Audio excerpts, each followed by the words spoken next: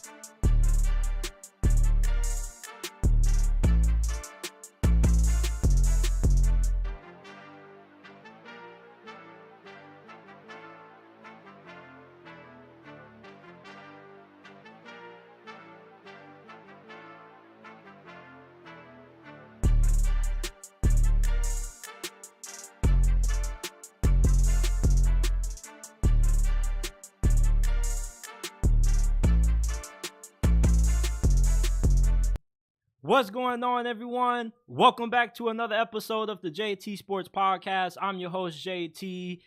Man, we had a crazy week of wild card action, bro. Like, the Browns got annihilated by CJ Stroud.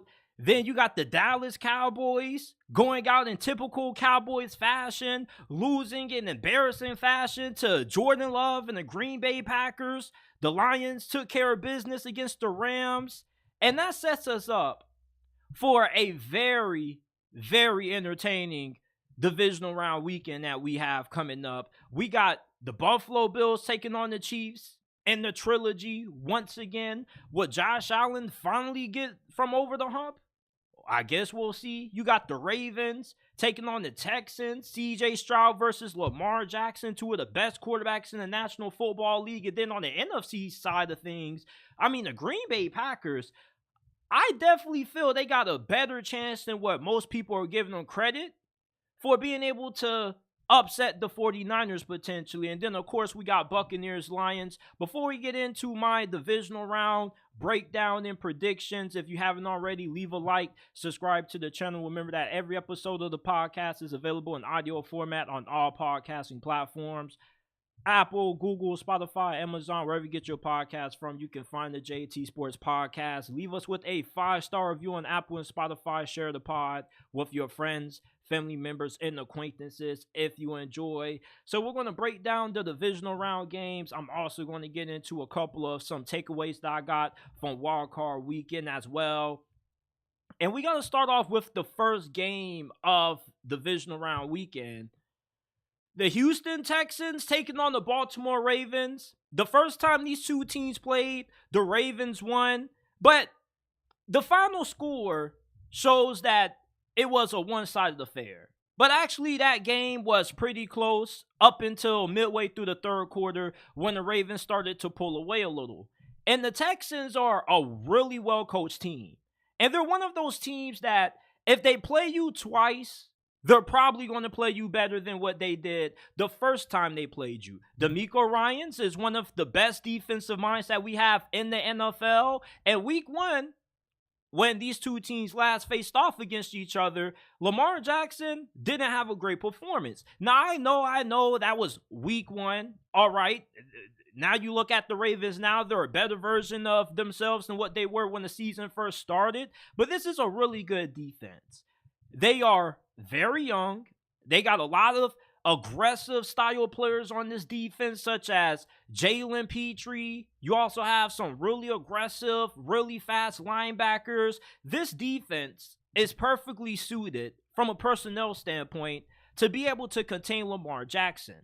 And we've seen when you've been able to slow down the rushing attack of the Baltimore Ravens, this offense does have the time to get a little bit wonky. Prime example, when they lost to the Cleveland Browns. The Cleveland Browns beat them, not really having a great display of offense. Well, Deshaun Watson played well in the second half, but mostly they won that game against Baltimore because the Ravens turned the football over and they couldn't get the run game going. Look, Lamar Jackson is the best quarterback in the NFL in my eyes right now. But it still doesn't take away from the fact that, yes, the Ravens are a good team when it comes to throwing the football.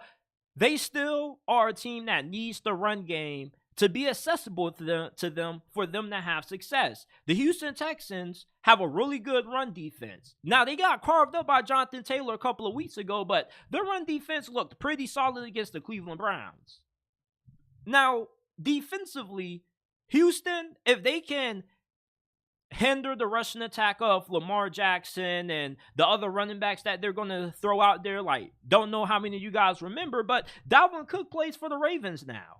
And I definitely do expect him to get a good amount of touches in this game. But with how good the run defense is of Houston, you can make this a team that has to beat you throwing the football with guys like Derek Stingley, Jalen Petrie in the back end. You feel confident about your ability to be able to hold up.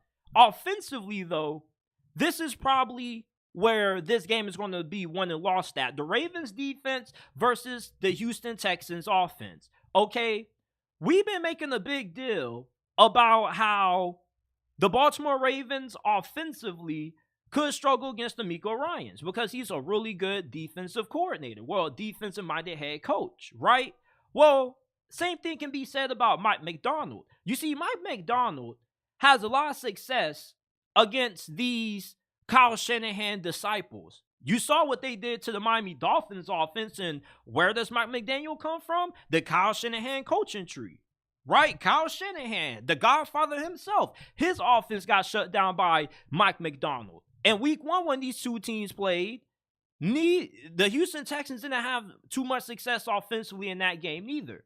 Mike McDaniel, Bobby Slowick, and Kyle Shanahan have the same style of offense. Now, they have different tweaks and different variations to certain things, but they've been influenced from Kyle Shanahan. And with Mike Macdonald having a good grasp on how to slow down these kinds of offenses, I expect Houston's offense to struggle in this game. All right? Now, they do have C.J. Stroud. All right? And this is what makes this game a little bit weird when it comes to deciding who could win this thing. Because C.J. Stroud is a top 5 quarterback right now. All right? And I can only name 4 quarterbacks right now that I would take over C.J. Stroud. Lamar, Patrick Mahomes, Josh Allen, and Joe Burrow. That's it. And C.J. Stroud isn't the next Andrew Luck. He is the next C.J. Stroud. Andrew Luck wasn't even balling the way C.J. Stroud is right now. But if this dude shows up like how he did last week against the Cleveland Browns, Houston is definitely going to be in this game. You see, it's hard to see Houston being able to keep this thing close only because you look at this game on paper and you see that the Ravens have a significant talent advantage. But when you have a quarterback that's hot like this, especially going into the postseason, there's not a single game that they can't win. You see what Jordan Love just did to the Dallas Cowboys. I know it's the Dallas Cowboys, but you talk about carrying on the Aaron Rodgers tradition of owning the Dallas Cowboys. This is what happens when you have a hot quarterback that's in ascension mode right now. You see, we saw the same thing with Trevor Lawrence last season. Late year, he got hot. When you have a young quarterback that gets hot late in the season, they get into a new level called ascension. And this is when they continue to grow. And I feel like when you have a quarterback like C.J. Stroud in the playoffs, you're always going to get his best performance. And you can never really count this dude out just because the Texans have limitations on their offense. They may not have the best offensive line. He may just get sacked about 5 times in this game, just like how he did last time. Nico Collins, Dalton Schultz are his only reliable receivers. Listen, they can find a way to make this thing work because they have C.J. Stroud. This dude is considered a top 5 quarterback by most people for a reason. He was in the MVP discussion at one point this season. So don't count out this dude just because he's a rookie quarterback and this is the second time you're going to face him. Like, this dude is him. And he's going to be a problem for the foreseeable future. And this gets me to my biggest point of this football game. Lamar Jackson can't lose this. Now, y'all know how much I love Lamar Jackson, the lone legend from Pompano. But if the Ravens lose to the Texans, fam, I don't think I'm going to be able to look at Lamar for at least the next couple of months. This would be the worst playoff loss ever for a potential MVP winner. Lamar cannot lose this game. I know it's a team sport, but there's a lot of pressure on Lamar. You see, people keep saying that the Texans are playing with house money. They have nothing to lose. Like, I never understood people who say that because it's the damn playoffs, man. Everybody has something to lose. It's win, go home. Everybody's trying to get the Lombardi. But I do believe that playoff pressure is a thing. And Lamar Jackson, he handles pressure well. But at the same time, the big knock on Lamar Jackson right now is his inability to show up consistently in the playoffs. The last time he won a playoff game, it was against the Tennessee Titans. And in a game like this, when you have a quarterback in ascension mode, if you don't have your A game on, you're going to lose.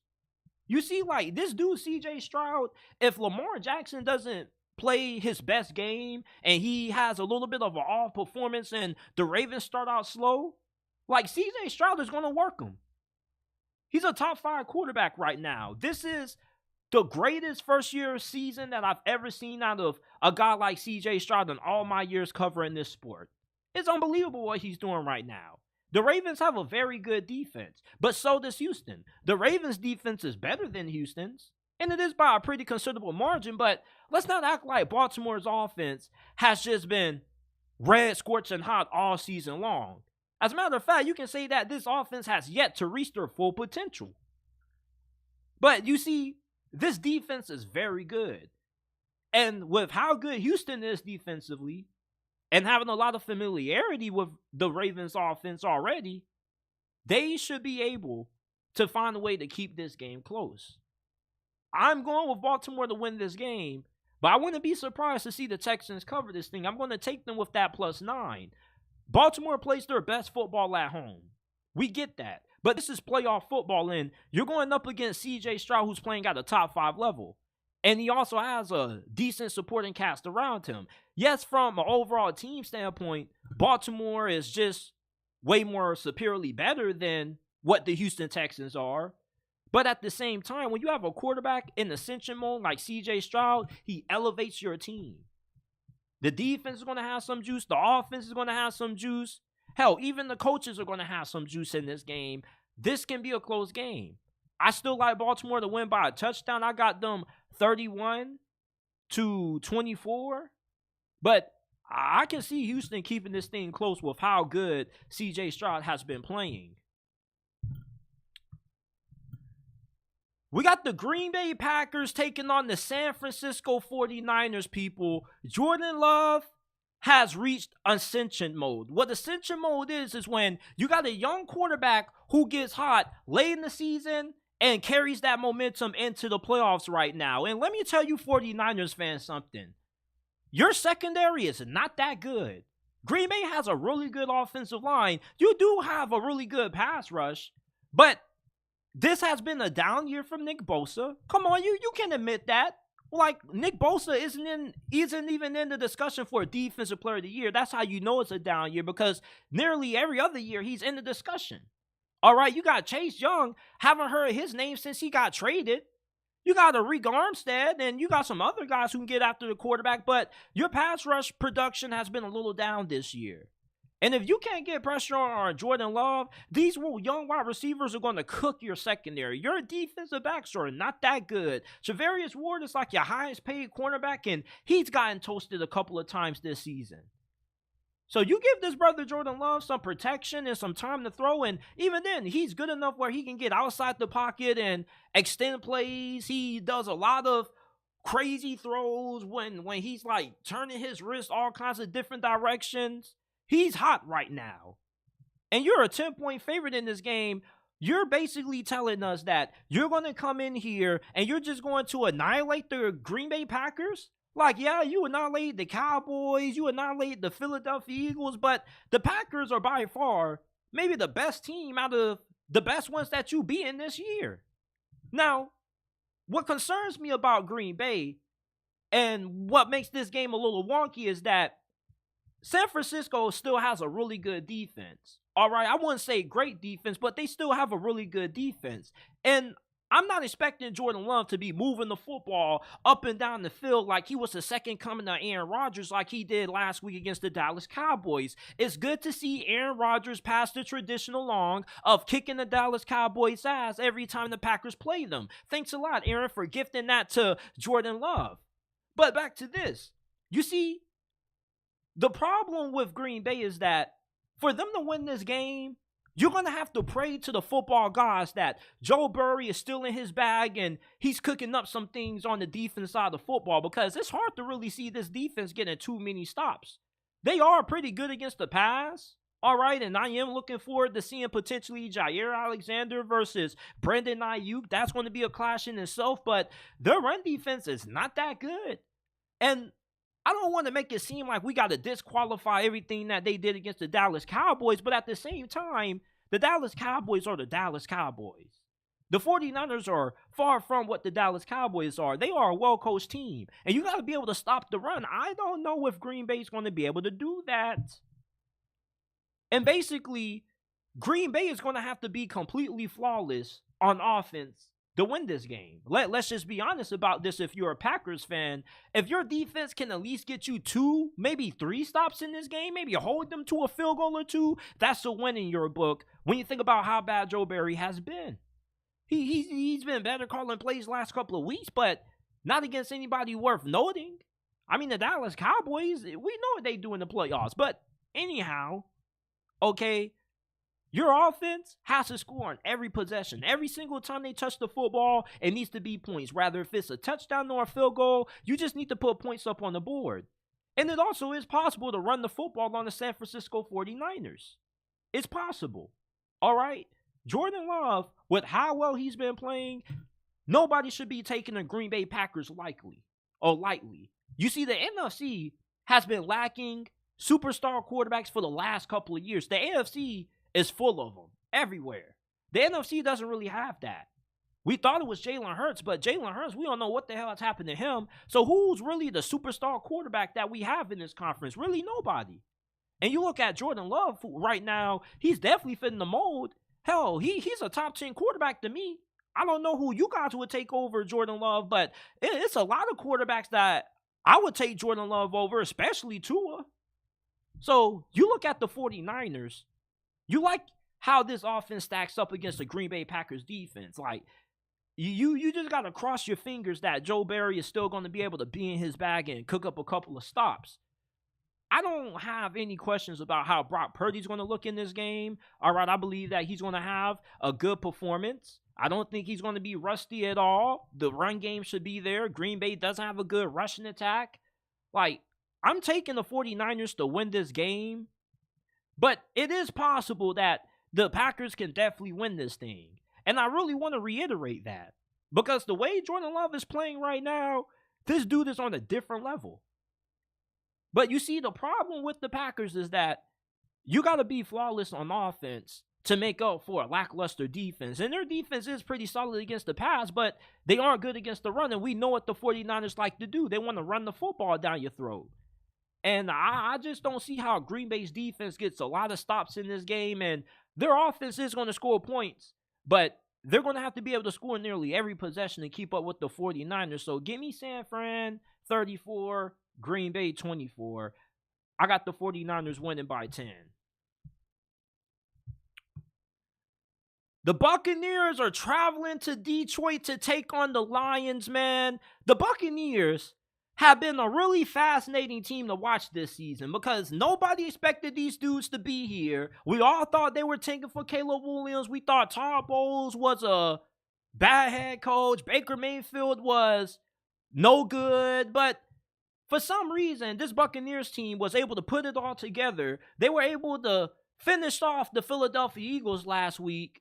And now they find themselves in the divisional round against the Detroit Lions, which seems to be America's team right now because everybody's rooting for the Detroit Lions. Hell, I was rooting for the Detroit Lions, and I took the LA Rams +3 last week. So this is a really interesting game because it really could go either way, in my opinion, depending on which version of the Tampa Bay Buccaneers we get to see. Now, last week, Tampa Bay's offense wasn't that great as what they should have been. They had some drop passes. They had some self-inflicted wounds. And when you watch Tampa Bay's offense this year, you look at Mike Evans at wide receiver, Chris Godwin to go along with them. Cade Otton is a pretty young, good, up-and-coming tight end.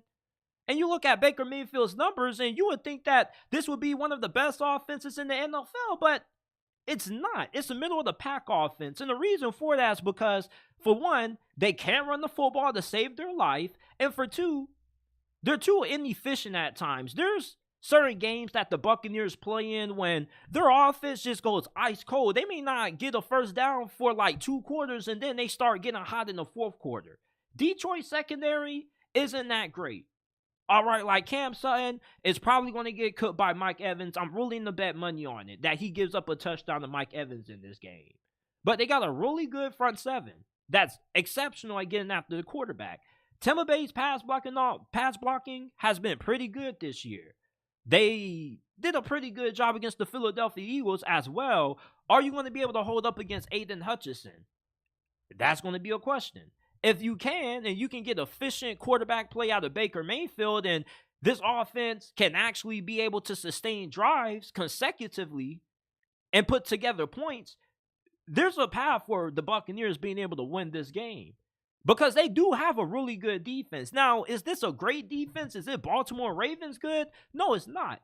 But it's still a pretty solid defense. And the most points that Todd Bowles has given up this year was like 30 plus to C.J. Stroud and the Houston Texans.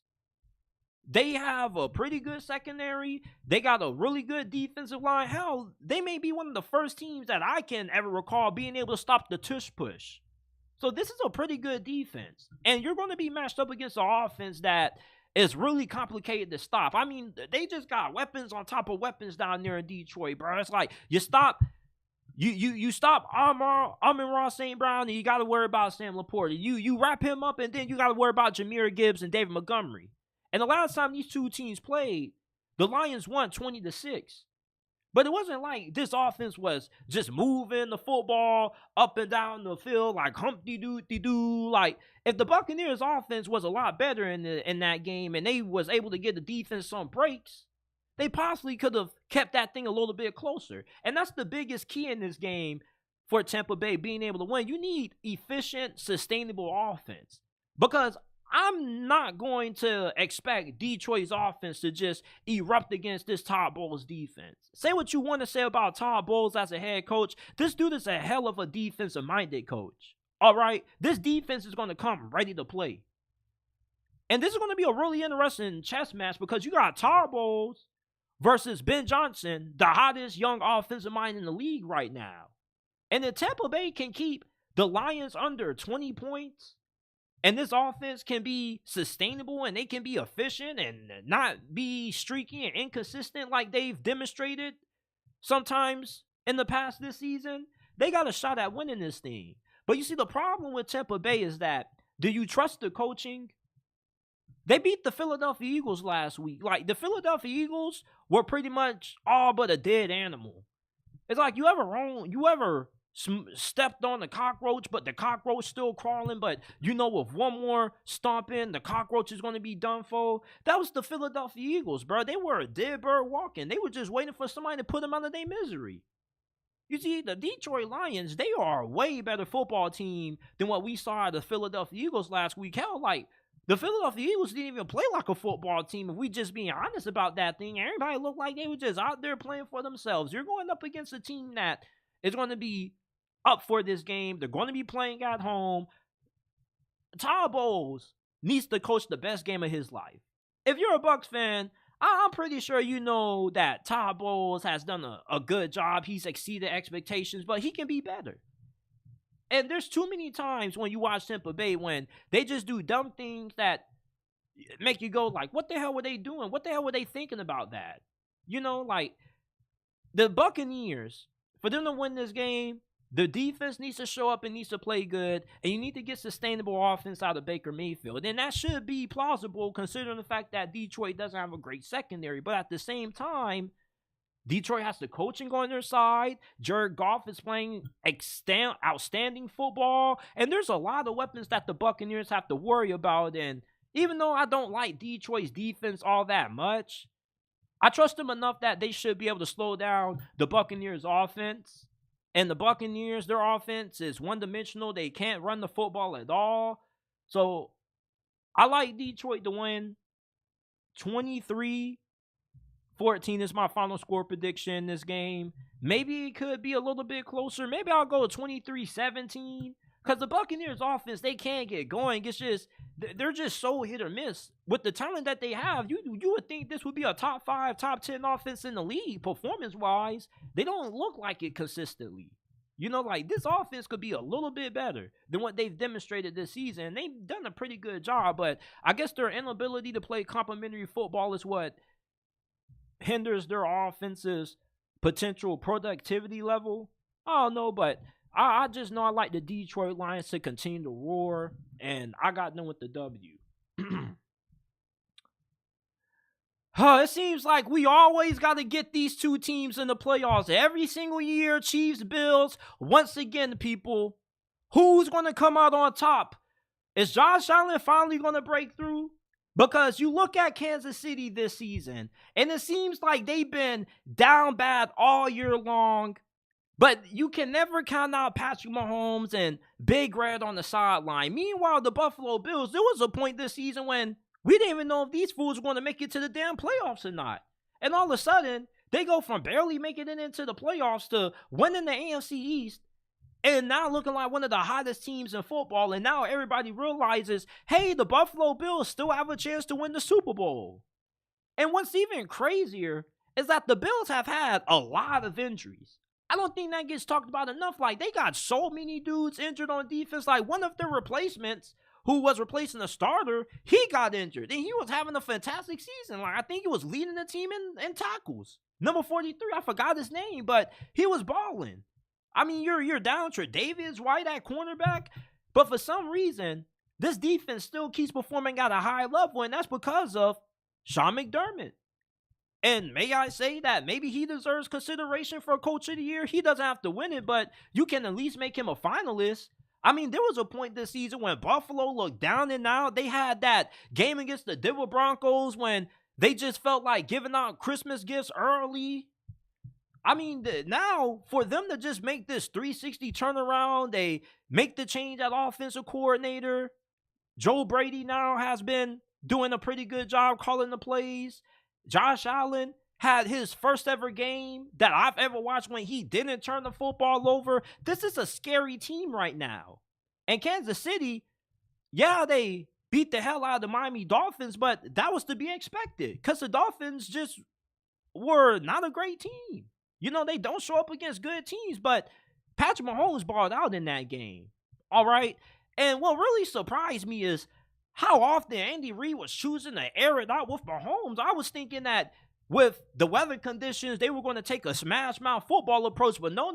They were slinging that thing with some velocity on it, Mahomes was. And anytime the Chiefs and the Bills play, it always seems like a game that you know is going to come down to whichever one of these quarterbacks gets the ball last. And there's been so many times when it's looked like Josh Allen was finally going to get it done, and he just hasn't been able to come through. And I'm talking about the postseason, people. Like when they played the Chiefs a couple of times and they had to play Cincinnati. This looks like the year the Buffalo Bills can finally break through potentially. And no offense to Patrick Mahomes, but I kind of want the Bills to win this game because I want to see Josh Allen and Lamar Jackson in the AFC Championship. All right? Do you guys not know how big of a game that would be for both Lamar and Josh Allen potentially? Like, Mahomes has been there before. Josh Allen and Lamar, they haven't come close to winning a Super Bowl. One of those guys will have the opportunity to completely change the narrative about themselves and to completely alter their legacy right now, which is already seen in a pretty good light. But you look at Patrick Mahomes, though, this dude is like the Darth Vader of the NFL now. Like, anytime you think you finally got this dude down and out, they just find a way to pull something out of their you-know-whats. And it's always tricky when you got to go against the Kansas City Chiefs because Patrick Mahomes is just so hard to stop. Like, I'm glad I'm not a defensive coordinator having to call against Patrick Mahomes, bro, because third and long, this dude is still getting the first down. He just makes the impossible seem possible. Consistently. I've never seen a quarterback that so effortlessly makes impossible shit look like it's elementary school ball. And the Buffalo Bills do have a pretty good pass rush, but you're really going to need Von Miller to get after him in this game. All right, you're giving Von Miller all this money, and who cares if he's washed up? You know, he should at least have a lot left in the tank for this game, for this moment, for this occasion. You see, when Buffalo played Kansas City back in the regular season when they went up against each other, Kansas City probably would have won that game if it wasn't for J.R. Toney being offsides. And when you look at the point spread for this game, Buffalo's only a 2.5 point favorite, possibly because they have the home field advantage. And that's another interesting dynamic about this game. Mahomes has always had the luxury of playing at home, but now he has to go on the road and he has to deal with the noise of the Bills Mafia. And home field advantage does matter in games like this. There's a reason why a lot of the higher seeds always are the teams to advance compared to the lower seeded teams. I'm looking at the home field advantage of Buffalo. That definitely has to factor into the point spread of this game. And I would agree that the Bills are a more complete team than Kansas City. Kansas City, their offensive line probably played one of their better games of the season.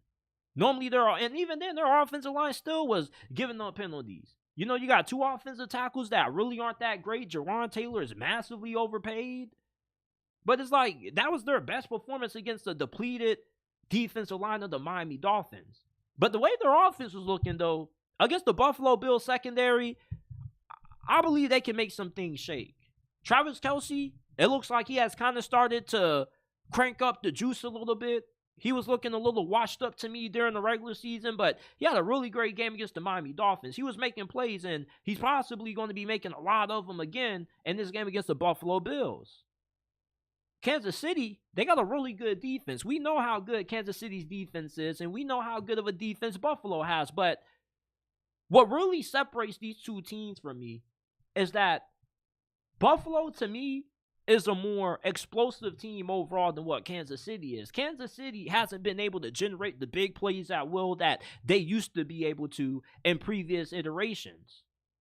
This is more of a methodical offense. We're going to take our time, move the football down the field. And I love Isaiah Pacheco. I love watching this dude run. But James Cook, he just brings a different dynamic to Buffalo's offense that Isaiah Pacheco doesn't bring to Kansas City's. This dude is just a true all-around weapon. He's good catching the football out of the backfield. He's a touchdown waiting to happen. Really good vision, great speed, incredible acceleration. He's like an Alvin Kamara 2.0, but better in my opinion. And with having him, he takes some of that pressure off of Josh Allen. And what's even more scary is that imagine if you get a game out of Josh Allen where he again has no turnovers. Ooh, a Josh Allen with no turnovers? You mean to tell me that you don't like the chances of Buffalo winning anytime he doesn't have any turnovers? Now, Kansas City's defense, they're really good, and we know how good they are. We know they got a good pass rush. We know that Chris Jones is a monster. And their secondary, I don't know if y'all seen what L'Jarius Sneed did to Tyreek Hill, but that was brutal. That was one of the best presses or one of the best jams that I've ever seen in the NFL. Hell, I rarely see receivers get jammed in the National Football League nowadays. So maybe he does the same thing to Stephon Diggs. But Kansas City, I think that this is going to be the year they finally fall to Buffalo in the playoffs.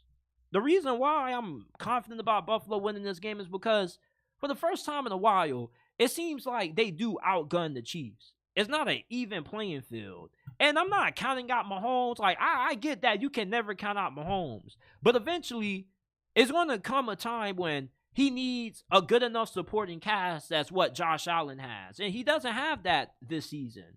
You see, Mahomes has always had the luxury of having a full arsenal offensively. The Bills' defense is not Miami's. And Miami's defense didn't do that bad. It's just the offense ain't do them no favors. But Sean McDermott has done an incredible job ever since he taken over the play calling once he got rid of Leslie Frazier at the end of last year. And with how well this defense has played, and we've seen Kansas City's offense struggle to get to 20 for most of their games, Buffalo, I expect them to be able to sneak this game out. I'm not expecting it to be close because, you know, Mahomes in the playoffs is never going to go down without a fight. Kansas City does have a really good defense, but they just lack the necessary playmakers that you need to win in the postseason. You see, the NFL used to be so different. I remember a decade ago, back when I was in elementary school, the Baltimore Ravens played the 49ers in the Super Bowl. And they didn't really have any star-studded wide receivers. Like, I think they had old man Anquan Bolden. They had like Torrey Smith or something like that. But in today's age of the NFL and the year 2024, you got to have weapons on offense to go far.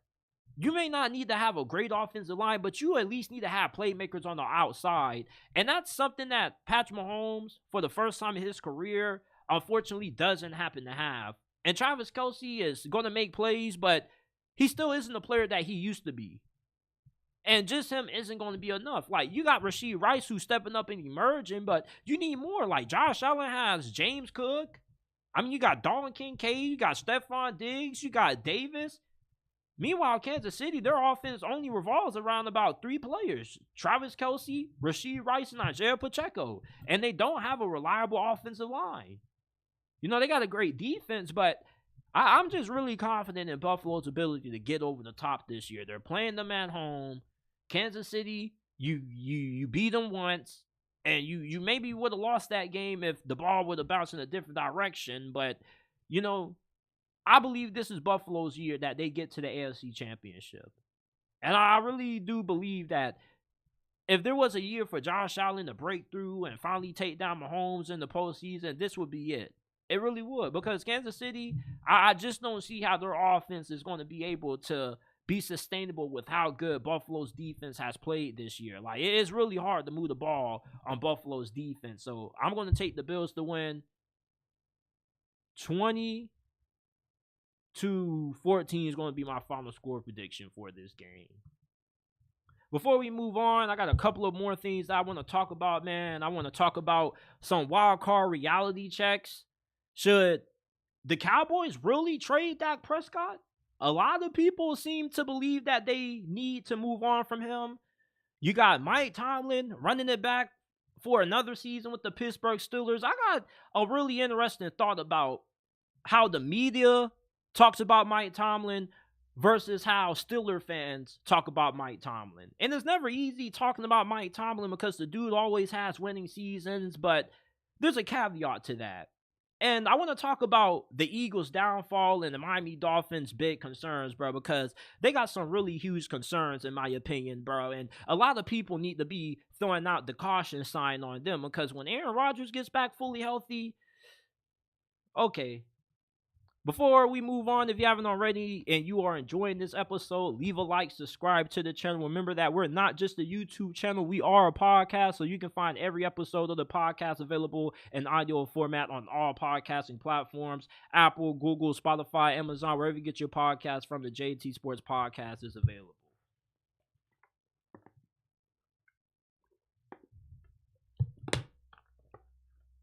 All right, man, let's go. What's next? The Miami Dolphins season ended in a disastrous form. Let's start that over. The Miami Dolphins season ended really ugly. They got smashed by the Kansas City Chiefs on Super Wild Card weekend, and it wasn't surprising, because if you watch the Dolphins all year, you would know that, for one, they aren't a physical football team, and two, they never play good against good teams. Their best win was against the Dallas Cowboys, and we saw what happened to them. Yeah, they're at Cancun just along with the Miami Dolphins. You see, the Dolphins losing this game stems down to two main problems. All right, people are going to use the whole, well, they had so many injuries and all this and that. Even if you were healthy, you were still going to lose this game, because your two biggest problems were available for this game, and they should be the solution, not the problem. The first thing is that Tua Tagovailoa is not a good enough quarterback to lead the Miami Dolphins to a Super Bowl. I'm sorry, I like Tua. I have nothing against him as a person, but I don't get why these Dolphins fans defend this dude like it's a damn cult. Like, he's a good quarterback. But just because you're a good quarterback doesn't mean you're good enough to win a Super Bowl. You look at Tua the same way you look at Dak Prescott. They're good quarterbacks that are never going to play bad enough to replace him, but they're never going to play at a high enough level in the postseason when it counts to lead you to a Super Bowl. You see Mahomes in Kansas City, they were slinging that thing in those terrible weather conditions. Meanwhile, Tua Tagovailoa, outside of that one big pass that he underthrew to Tyreek Hill, they struggled to move the football downfield. And I don't get how anybody thought that the Dolphins even had a chance of hell of being able to beat Kansas City when in their regular season finale against the Buffalo Bills, they didn't get a single first down in the second half until like their final drive of the game, and Tua threw the ball away. Tua Tagovailoa, I don't know if you guys peeped it late in the game, but to me, he looked really timid. He looked scared of the moment. Now, I know that, mentally, Tua probably didn't feel that way, but that's how it looked like. It looked like he was scared. Anytime the Dolphins get in a situation where Tua needs to come through, I've never seen this dude come through in a game that matters. And is that all on him? No, it's not, because we got to put a lot of the blame on Mike McDaniel. And I really believe that Mike McDaniel is a really good offensive-minded coach. But his problem is that he gets too latched on to throwing the damn football with the quarterback that isn't equipped to win you games by carrying the team on his shoulder. This offense is too predictable. Not in the play calling, but to the degree you know who's going to get the ball. They're either going to run the football with either Raheem or Devon A-Chain, or they're going to throw it to Jalen Waddle or Tyreek Hill. It's not that hard to figure out. And if I can figure this shit out, why do you think this offense always struggles to get the 20 points anytime they play a good team? The only team I can remember the Dolphins putting 20 points on or more under Mike McDaniel since he's become their head coach was against who? The Dallas Cowboys? That was it. Anybody else that they played this year that had a good defense, like the Buffalo Bills or the Philadelphia Eagles at one point when they used to be good, and the Kansas City Chiefs, they struggled to even get to 17. This offense is broken. And you can blame it on Tua, but you got to put it on Mike McDaniels, because there's been plenty of Dolphins games that I've seen when they've had success running the football in the first half, second half come around, and he just forgets about the run. Does he just hate running the football? It's strange that Mike McDaniel, for somebody who is a Kyle Shanahan disciple, who isn't as committed to the run as he needs to be and able to win games. Tua Tagovailoa is not a quarterback that is going to win you games in the playoffs throwing it 30-plus times or more. And what really is the hard pill for Dolphins fans to swallow is that Brian Flores was actually right. If the Dolphins ownership would have listened to him and allowed him to get either Jordan Love or Justin Herbert, you would have had a way better performance against the Kansas City Chiefs. I know that cuts deep, but let's just be honest, bro. Like, Justin Herbert is a better quarterback than Tua Tagovailoa. With Mike McDaniel having Tua, he has to build an offense around him, which kind of limits him in what he can do, and Tua can't push the football downfield. Justin Herbert would have been able to get the ball downfield because his arm strength. Tua, anytime he attempted a deep pass, that thing looked like it had no juice on it. It was just a soulless football that he was throwing. Like, I get Tua's a great person, but I don't get why these Dolphins fans just go so crazy to defend this dude. Like, you're not going to win anything with Tua unless you get extraordinary play calling out of Mike McDaniel. And with that requires your ability to play complementary football. The Dolphins only care about throwing the football for a quarterback that isn't equipped to win you games that way. And if I'm the Miami Dolphins, I'm drafting a quarterback this year. I'm taking either Spencer Rattler or Michael Penix, whoever's on the board when I need to pick in the second round. Like, Tua Tagovailoa, he's one of those quarterbacks that you're just not going to replace just to replace. But he's always one of those quarterbacks that whenever you can definitely find a better option, you take that better option. He's not one of those quarterbacks that's going to be able to come through for you when it matters the most, unless he's just with a great head coach. You see, if Sean Payton had Tua Tagovailoa, that would be different.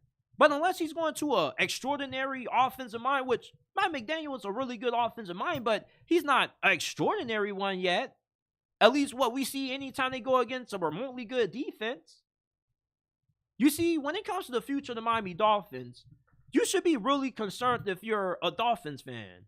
Because what if Aaron Rodgers and the New York Jets actually can make it work next season? You're going to be that odd man out. First of all, because you can't freaking score in the division that has two good defenses. Gerard Mayo took over as a head coach in New England, so you can pretty much guarantee their defense is going to be good too. You got a good defense, but you have an offense that struggles to put up points against good defenses. And Josh Allen owns you, and Aaron Rodgers is probably soon going to own you too. Because how are you going to be able to score on good teams? How are you going to be able to score on the Jets if they are a good team next year? You see, when the Dolphins get a tougher schedule next season, they're not going to make the playoffs. Mike McDaniel is, 3-10 against teams that have a record of 500 or better? That's not sustainable. That's really problematic. The Dolphins fan base out there, they like to try to discard it and be like, at least we beat the teams we supposed to. Cool. But if you're going to use that as your defense mechanism, then don't be bragging about how you put 70 points on the Denver Broncos and then you get skull dragged by 20 plus against the Buffalo Bills the following week. They're beating up on weak teams. If the Dolphins played a schedule like what the Eagles played this season, they would not be in the playoffs. Hell, they lost to the Eagles. What does that tell you? Their best win against a good team this season came against the Dallas Cowboys. And where are the Cowboys at right now? Cancun along with the Dolphins. It's funny. You know what they say? Birds that have the same feathers flocking the same feathers or something like that. I don't know how it goes, but that's the Miami Dolphins and the Dallas Cowboys, two of the biggest frauds in the National Football League this season. If the Dolphins can't figure out how to get better play calling out of Mike McDaniel, then maybe they need to fire this dude. And if they can't get better quarterback play out of Tua, then maybe they need to part ways with him too. Or maybe one of these dudes needs to go. And if I'm the Dolphins, I'm picking Mike McDaniel over Tua. If you give Mike McDaniel a better quarterback, then I'm pretty confident the Dolphins can win. If you gave Mike McDaniel or Justin Herbert, the Dolphins probably would still be in the playoffs right now. Tua just limits you so much as a play caller because you just have to do everything in your power to scheme up and hide his limitations, which there's a bunch of them. He's not super mobile. He doesn't have a great arm, and there's nothing special about Tua. The only thing good about him is that he has really good anticipation and timing. That's about it. When I watch Tua, I'm not amazed. Like, I'm actually really bored when I watch Tua play. Like, I kind of want to see them with a better quarterback. This is Miami. This is South Beach, people. Come on, man. Like, we need better quarterback play down here, man. We should be having Lamar Jackson down here. We should be getting LaMarvelous quarterback play. Instead, like, you just got to watch Tua Tagovailoa. And I'm not a Dolphins fan, but you know, I want to go to a Dolphins game since I live down here, but damn, bro, I want to be entertained. Just watching Tua play is so boring, bro. Like, he's so boring. Send him to another team in nowhere. Whoever doesn't have a big fan base, send him there. Like, he's just boring. The dude just has nothing special about him outside of pretty good accuracy and great anticipation. That's about it, bro. Other than that, he's like average, slightly above average at everything else. He's not a great athlete. He doesn't extend plays like that, and he doesn't rise up to the occasion when the game is on the line. Every time you ask Tua to step up, win us the game. You're a franchise quarterback. We drafted you over Jalen Hurts and Justin Herbert. Show us why we were right to do that. And he never does. And the crazy thing is, their general manager still wants to have this dude around for a long term. And I got nothing wrong with that. But how much is he going to be making? Because if I'm going to be handicapped to this dude for another decade, then I at least need to make sure I got enough cap space at my disposal that I can put a great team around him. This dude just isn't it. And Mike McDaniel, maybe he needs to hire an offensive coordinator if he doesn't know how to put more emphasis on running the damn ball. Like, run the damn ball. It's not that hard. Raheem Mostert had like 20 touchdowns this year. And for some reason, they just forgot about him against Kansas City. For some odd reason. Isn't that strange? If the Dolphins don't clean this up and they can't get better quarterback play out of Tua, and Mike McDaniel's offenses keep getting shut down against good defenses, they're going to get exposed next season if the Jets end up actually being something. There's going to be an odd man out in this division. It could be New England, and it could be the Miami Dolphins. I'm just saying, like, the Dolphins right now have some major concerns. You just can't sweep being 3-10 as a head coach against teams with winning records underneath the rug and act like everything's going to be okay. Because how are you ever going to go far in the playoffs if you can't beat good teams?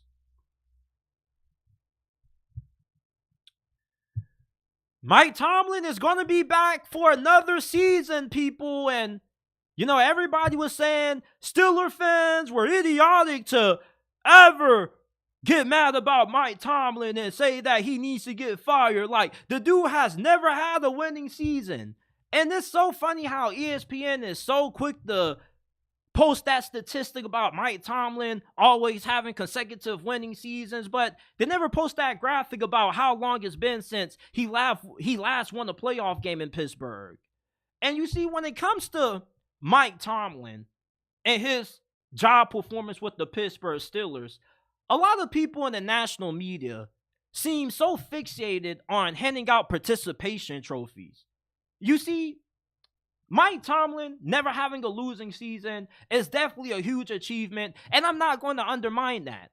I always give Mike Tomlin the respect and credit he deserves for doing that, because having a winning season every year is something that a lot of fans who root for bad teams wish their head coach could do on his worst season. You feel me?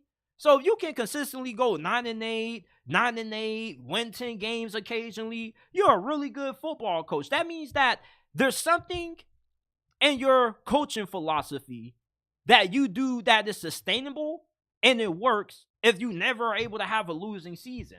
But you see, here's the problem that Steeler fans have, that the national media and people who aren't Steeler fans or don't root for the team or always make excuses for Mike Tomlin seem to not register. Never having a losing season isn't the equivalent to hoisting a Lombardi trophy. What does never having a losing season do?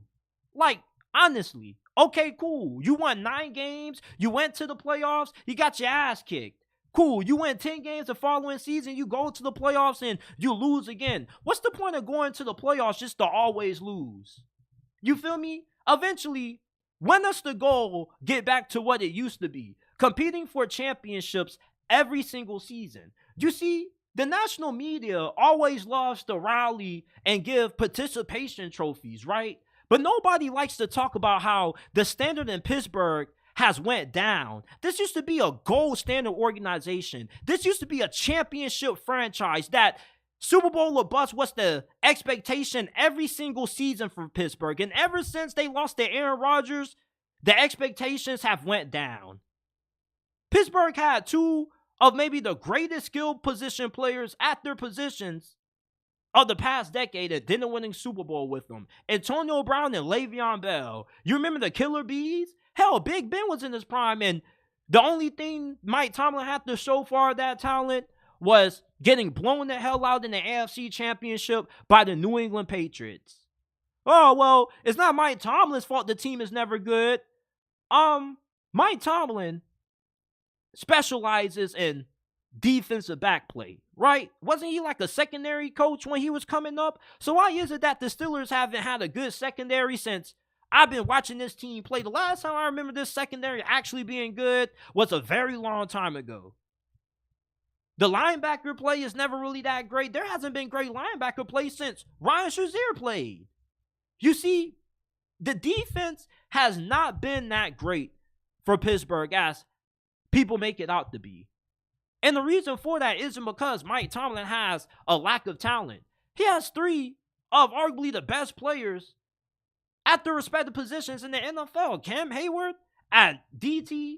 You got TJ Watt, arguably the best pass rusher in the league, and Minka Fitzpatrick, arguably the best safety in the league. What more talent do you need? And it's really naive to think that Mike Tomlin doesn't have a say in what players get added on to this roster when he's been with this team as long as what he has been. If he wants a player, they're going to go out and get a player. All right? You see, Mike Tomlin defenders always want to deflect the blame on somebody else other than the problem itself, that being Mike Tomlin. There was no excuse for the Steelers to lose to the Jacksonville Jaguars at home in the divisional round that year. And I will never get over that. And I will never forgive Mike Tomlin for that. That was an unforgivable loss. You let the Jaguars with Blake Bortles and Leonard Fournette roll over you again? Again? Remember the first time they played, Big Ben damn near retired because of that, with how bad he played in that game. And then you lose to an interim head coach during the COVID year? Like, a lot of people never talk about that when it comes to Mike Tomlin. Nobody ever talks about that loss to the Cleveland Browns. An interim head coach, Baker Mayfield? Are you kidding me? Are you kidding me? And if you want to take it back even further, I remember when the Steelers lost to Tim Tebow with that ugly-ass, slow behind throwing motion, throws a dart to Demaryius Thomas. He's darting up the sidelines, sends the Steelers packing the Kukan. I mean, Mike Tomlin is a good coach. But let's stop acting like he's a great coach. All right? And when it comes to the Steelers moving on from Mike Tomlin, this is what's messed up about it. All right? If Mike Tomlin had a quarterback, like a really good quarterback, I wouldn't have no problem with him remaining the head coach. But you see, the Steelers don't have a great quarterback situation right now. And are they ever going to improve that? I don't know, because I don't trust this franchise to be able to do it. Like, I listened to a game when the announcer said that they talked to Mike Tomlin during the post-game or the preparation interviews and stuff for the game, right? The production interviews that they do. And he said that he went with Mitch Trubisky because he had experience being a franchise quarterback in the past. Like, that alarmed me. And with Mike Tomlin saying that, it didn't surprise me because look at who they drafted in the first round a couple of years ago. Kenny Pickett. So, the fact that Mike Tomlin is a defensive-minded coach, but doesn't know how to find a good quarterback is why he continues to come up short in the playoffs. You see, Mason Rudolph played okay against the Buffalo Bills. He played good enough to be better than to be starting over Kenny, that's for sure. But being better than Kenny Pickett isn't that big of a bragging right. You know, like, the Steelers need to go out there and need to get an actual quarterback in the draft, like a Caleb Williams or a Drake May. But guess what? The Steelers will never be able to do that. You want to know why? Because Mr. never has a losing season is so damn good as a coach that he's going to F you over when it comes to draft position because you're never going to be bad enough to get a premium quarterback in the draft. So you're always stuck with the boom or bust players or the average at best players at quarterback when it's your time to pick. And that's the problem with Mike Tomlin. You're not winning championships with him, but you're not losing enough to help solve the biggest issue with this team, the lack of good quarterback play. And you got a head coach that doesn't know what the hell he's doing. Like, listen, I like Mike Tomlin. I really do, and I really don't want to see him coach anywhere else other than Pittsburgh, only because, I'm going to be honest with you, especially if you're a Steelers fan like me, I'm scared to dream about what life is post Mike Tomlin. You see, a lot of Steelers fans make the idea of moving on from Mike Tomlin sound so great. And it does sound great at times until you think about this. The grass isn't always greener on the other side. And it's really hard to find a head coach who at worst is going to be 9-8. Do you know how good that is? But at the same time, there also has to be a coach who can get the Steelers over the top. So, is it a necessary risk that I think the Steelers should take eventually? Give Mike Tomlin 2 more seasons to get this right. I'm willing to give him that because this dude is an outstanding coach. All right? And that's never been my problem with Mike Tomlin. I've always given him props for being a good coach. My problem is that he has plateaued in Pittsburgh. That's my biggest problem with Mike Tomlin. All right? And my reasoning for wanting Mike Tomlin fired is simply for the fact that I want the standard to go back to what it used to be. Is that so outrageous? I got to be called an Uncle Tom for just wanting the Steelers to get back to competing for Super Bowls, not being okay with going 9-8 every season? What's so wrong about me wanting that as a fan? Don't you not want the same for your team? You see, like, that's what ESPN never talks about. How the Steelers have been stagnant under Mike Tomlin. Yes, we know that this dude can do more with less, but part of the roster not being up to par is his doing. Like, Artie Burns was a cornerback in the first round. He was a bust. They drafted Terrell Edmonds over Lamar Jackson. As a Steeler fan, I would never get over that because I wanted Lamar Jackson. Lamar Jackson was drafted by the Baltimore Ravens, which makes it even more worse for me. Every time I see Lamar play, I always think to myself, bro, like, we drafted Terrell Edmonds over you. How much of a fool we were to do that? So it's just like the Steelers do a really good job at drafting, but some of their draft picks when it comes to players in the defensive back in the first round have been awful. Like Artie Burns, yeah, he definitely lived up to his last name because he got burned hell of a lot. Like the Pittsburgh Steelers, I'm okay with Mike Tomlin coming back for another season. But I do feel like he needs to be on the clock. He needs at least 2 more seasons to prove that he can get the Steelers to at least the divisional round or the conference championship game. Because eventually, like, you got to get tired of tolerating complacency. And it's funny because Mike Tomlin always talks about not being okay with mediocrity and complacency, but that's all the Steelers have been the past decade under him. So when it comes to how the national media views Mike Tomlin and how Steeler fans who want him fired view Mike Tomlin, I always disagree with the narrative that the Steeler fans who want Mike Tomlin fired are wrong and they don't know what they're talking about. Because they do have a point. And I sometimes flip between the fire Mike Tomlin minority and the keep Mike Tomlin minority because this dude still is a really good coach. You can't deny the fact that your worst is losing 8 games and still having 9 wins, still being in playoff contention. That's impressive. But at the same time, what's the point of that when you don't get anything out of it if you're just going to lose in the playoffs? So that's really my thoughts on Mike Tomlin. You know, you guys let me know how you guys feel about him down in the comment section down below. But I just get a little bit annoyed when people always defend Mike Tomlin like he can do no wrong. Like, there are some valid criticisms to wanting him to be out of Pittsburgh. You know, some I agree with, some I disagree with. Like, I still lie in the middle of how I feel about Mike Tomlin. I love the brother as a head coach. I love what he does for the locker room. A lot of the players mess with him. It's just that his defenses aren't always great. And his defenses never stop elite quarterbacks in the playoffs. Like, when's the last time Mike Tomlin ever had an elite defense that stopped the elite quarterback?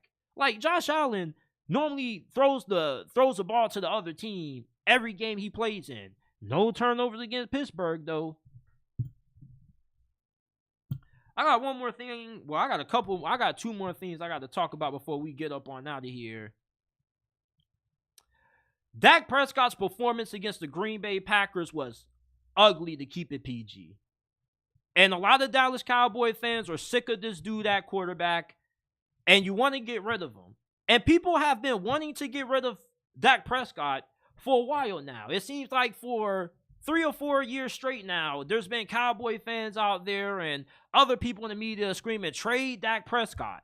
And look, the idea of trading away Dak Prescott and getting a better quarterback sounds appealing. It really does. But the problem is, who are you going to replace Dak Prescott with that you know is going to be a significant upgrade? Because Dak Prescott is still a top 10 quarterback, all right?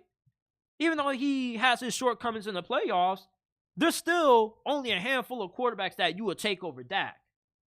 So with Dak Prescott, the dude plays good enough that you believe you can win with him, but he never plays bad enough that you want to replace him. You see the dilemma that the Cowboys are in, and now he's due for a new contract extension, and he wants $60 million a year. Like, hell no, I'm not paying you $60 million.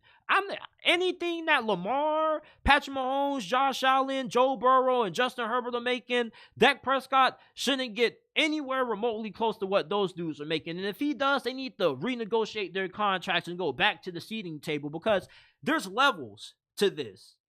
You see, you got your tier 1 quarterbacks like Lamar, Burrow, Allen, Mahomes, and then you got your tier 2 quarterbacks, which is where Dak Prescott is at right now. And I don't believe that the problem in Dallas is Dak Prescott. The dude is too good of a regular season quarterback to be this terrible in the postseason. There is something wrong with the coaching. And it goes to Mike McCarthy. I thought that it was a stupid hire of hiring him in the first place. It was a safe conservative hire, but who cares? You're the Dallas Cowboys. Take a risk. Hell, go out there and get a legend. You could have got Sean Payton last season. All you had to do was trade for him. You wasted a first-round pick anyway on Monty Smith, because what has he done this season for you? But I don't believe that Dak Prescott is the entire problem in Dallas. I believe you can win with a Dak Prescott. I believe you can win with the Kirk Cousins. Hell, you can win with a Tua Tagovailoa as long as you put them in the right situation with a great head coach. Dak Prescott had one of, if not the best season of his career. He was an MVP candidate at one point. There are players who eventually can break through the cracks. It's hard to find a Dak Prescott in today's NFL. So unless you guys have any other better solutions out there of who the Dallas Cowboys can realistically go out there and get, who can be an upgrade from Dak Prescott, like, can you trade for Caleb Williams? Probably not. But if you could, okay, now we're talking. Caleb Williams over Dak? Okay, I wouldn't be against it. Now, Dak Prescott compared to Justin Herbert, do you make that trade? Absolutely not. You're not taking Justin Herbert over Dak Prescott, man. Like, Dak Prescott is one of the best pure throwers of the football in the National Football League. The Cowboys are just stuck with this dude until they can find a better young solution. Maybe that's Trey Lance. Who knows? But until they can find somebody to sit behind Dak Prescott who they can groom for the next couple of years, who can become his successor, they're not going to be able to get rid of him, because you're never going to find a quarterback that's good enough to give you the same level of play that this dude has. He plays well in the regular season. I have a hard time believing that he can't play well in the playoffs. I've seen him play well in the playoffs before. It's possible. He wasn't always trash in the playoffs. He looked pretty solid his first time ever making it to the playoffs, and he looked good when They beat Tom Brady and the Buccaneers, and then he just fell apart against San Francisco. That's coaching to me. Dak Prescott is not a quarterback that you can't win the Super Bowl with. The dude is a pretty good leader. He doesn't look like Tua gets small in the big moments. I think he's capable.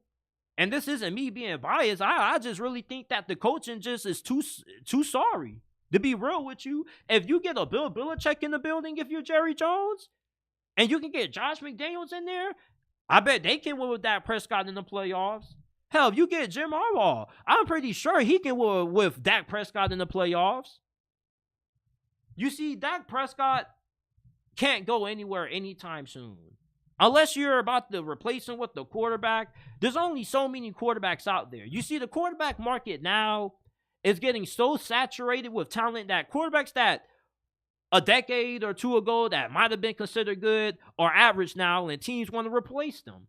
Dak Prescott is still a top 10, top 12 quarterback at worst, depending on how you feel about him. And with him being a top 10 quarterback, how many other top 10 quarterbacks are out there that you can replace Dak Prescott with? You couldn't get Lamar Jackson.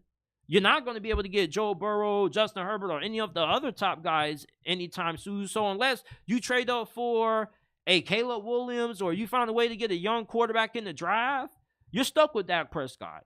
The quarterback position is way too valuable to be taking gambles with dudes who have the capability of being able to get it done. Like, we've seen worse quarterbacks than Dak Prescott make it to the Super Bowl. Like, I would take Dak Prescott over Joe Flacco. The only reason y'all probably would disagree with it is because Joe Flacco has the playoff success. But Joe Flacco has been under one of the longest tenure head coaches in NFL history. Dak Prescott had the master clapper and Mike McCarthy. You give this dude a better head coach, I'm pretty confident he can win because he's one of those quarterbacks that needs to be slightly elevated by coaching. Not a lot, just slightly elevated. And giving him a better coach could bring the best out of him.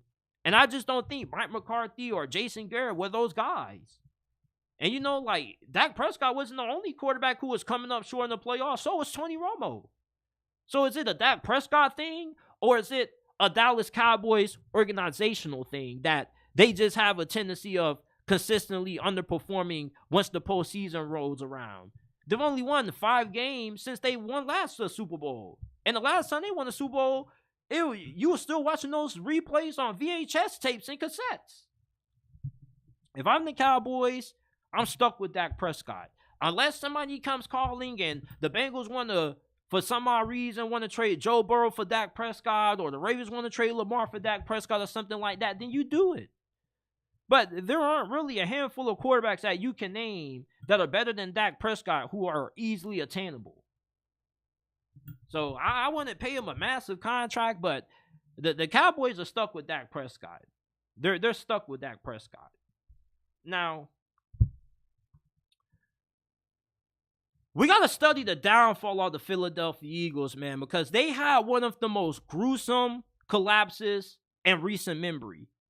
And just them losing to the Tampa Bay Buccaneers was something that I knew could happen, but I never believed it would happen. And we can go to the start of this collapse happening all the way back to the offseason once they decided to re-sign Darius Slay and James Bradbury, which was a really bad decision by Howie Roseman when you look at it in future perspective, right? Now, back then, you could have said it was a good move, but with both of those guys being pretty up there in age, you knew that they were going to fall off eventually.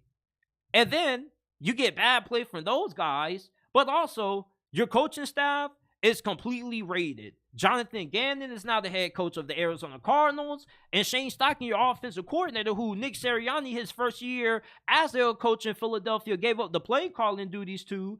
He's now the head coach of Indianapolis. So now you bring in 2 new coordinators that don't have a proven track record. Their offensive coordinator didn't really have a great resume.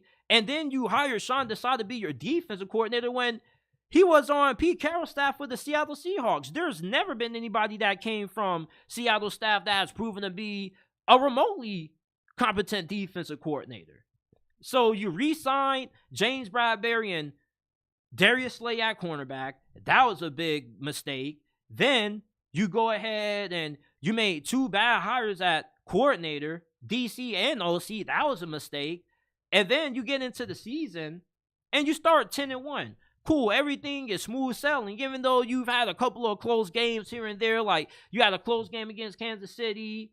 You had a close game against the Buffalo Bills. That's cool. But what started to go wrong in the second half of the season when things started to go downhill? You had a lot of injuries. You were depleted at linebacker. Your safeties were injured. Your cornerbacks were injured. You had tons of injuries everywhere on defense. And offensively, the offense just has lost its mustard. But the offense was already being a little bit wonky, even during your win streak when you were 10-1, because it didn't take you getting like a big play in the second half against Kansas City to really get your offense going again.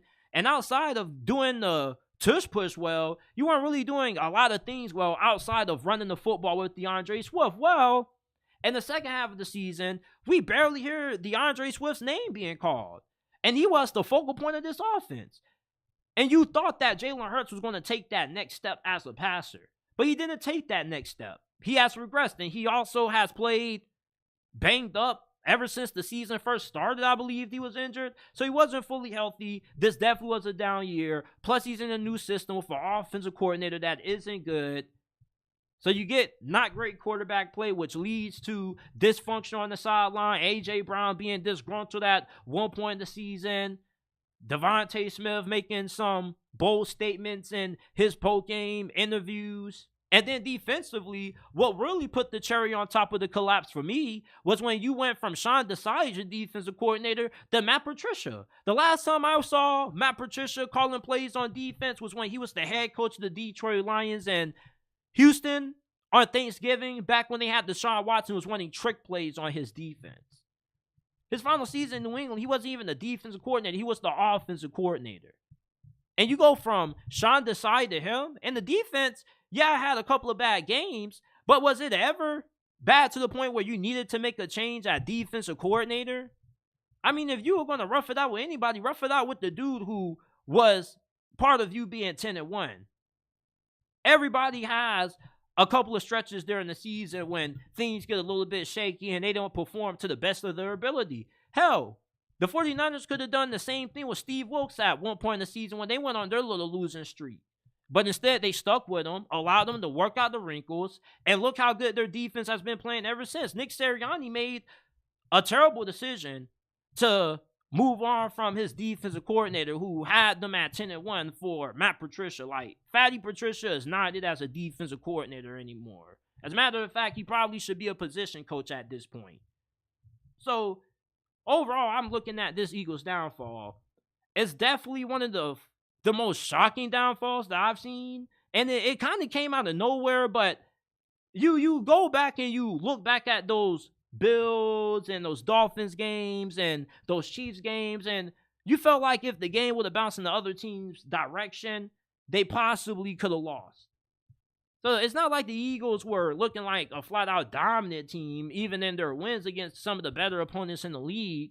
So there already was a little bit of some red flags out there about this Philly team, but just when they made the change from defensive coordinator with Sean Desai and Matt Patricia, that was really much the cherry on top of the collapse. And then what happened? The first game, Matt Patricia was their defensive coordinator. Drew Lock engineers a 10-play, 92-yard game-winning touchdown drive. What a way to start your career off as Philadelphia's DC. Matt Patricia.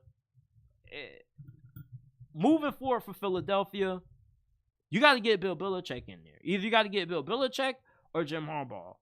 Or maybe a Ben Johnson. Ben Johnson would do perfect in Philadelphia. It's just Nick Sirianni, he's a high, charismatic guy. He has a lot of juice to him. But he doesn't really do much as a head coach. Like, his in-game decision-making isn't really the best. Clock management is meh. And just to have this big of a collapse with the team as talented as what the Eagles are, that's just an indictment on the head coach, and I want to be mad at them for making the change. You probably could say that he was carried by his coordinators. Hell, Shane Steichen looks like a pretty good coach, and same thing with Jonathan Gannon. He got a couple of big wins when Arizona wasn't expected to be that good this season. This is it for this episode of the JT Sports Podcast. I appreciate everybody for tuning in. Leave a like, subscribe to the channel if you haven't already. Remember that we're not just a YouTube channel. We are a podcast. So every episode of the podcast, once it gets done airing live, you can find it on all podcasting platforms, Apple, Google, Spotify, Amazon, wherever you get your podcast from. The JT Sports Podcast is available.